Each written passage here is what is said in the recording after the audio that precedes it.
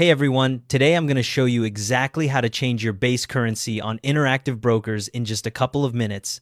I'll be showing you this in the client portal on the web. First, head to the interactive brokers website and click the red login button in the top right corner. Once the login page loads, enter your username, password, and complete the two-factor authentication. You'll land on the client portal home screen.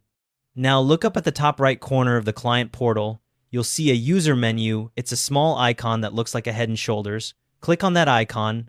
A drop-down menu will appear. In that drop-down, click Settings. The Settings page will open. It's laid out in 3 columns with different configuration categories. Now you need to find the Account Reporting section. It's usually in the middle of the page.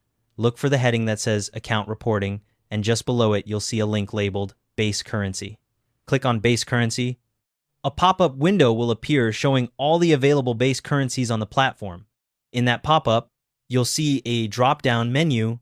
Click on it and you'll see the full list of currencies options like USD, GB, PEUR, AUD, and several others depending on your account type. Select the currency you want to switch to.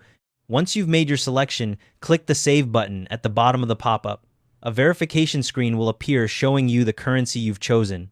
Review your selection to make sure it's correct, then click Continue to submit your request. You'll see a confirmation message telling you the request has been submitted. Here's what you need to know after you've submitted the change. The base currency change won't take effect until the next trading day, so don't expect to see it update immediately.